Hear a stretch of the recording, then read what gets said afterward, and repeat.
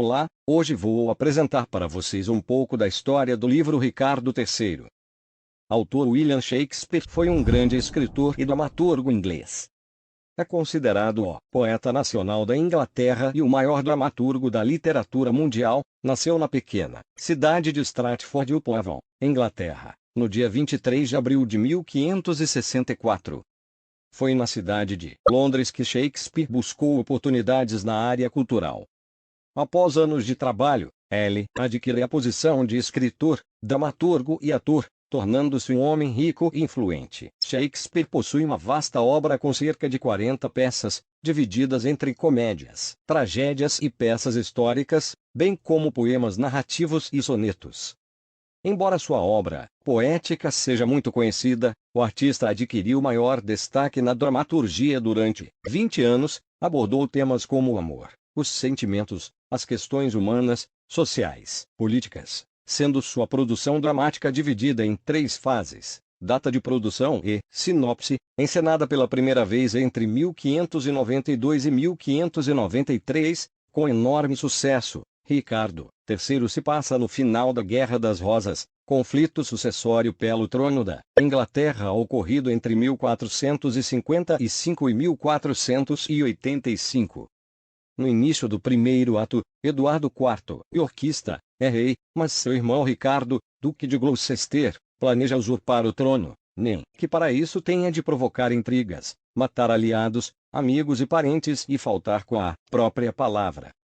Trata-se de uma peça de incrível vitalidade, sobre a maldade que desafia a compreensão, a cobiça pelo poder e os bastidores das disputas políticas. A estrela máxima é inegavelmente a figura de Ricardo, duque de Gloucester, que de fato governou a Inglaterra de 1483 a 1485.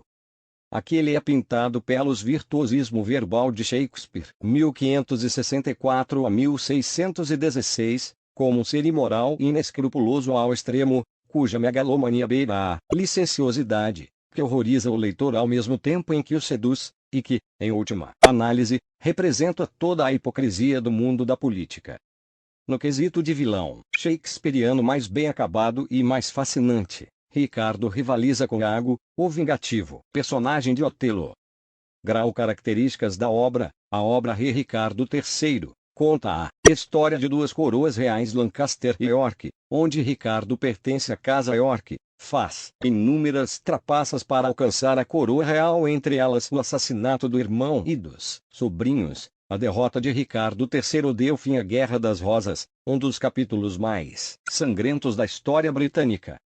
Escola renascentista igual Renascimento, fase em que foi rompido o teocentrismo e o antropocentrismo passou a entrar em vigor, uma fase na qual a Inglaterra não estava habituada. Renascimento, Renascença ou renascentismo são os termos usados para identificar o período da história da Europa aproximadamente entre meados do século XIV e o fim do século XVI.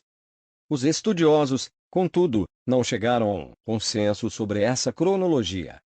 Contextualização: na obra de Shakespeare Ricardo III, ele aborda como referência histórica a Guerra das Rosas / Casa de York e Lancaster / Dinastia Tudor. Shakespeare aborda os fatos sendo 100% fiel à história real.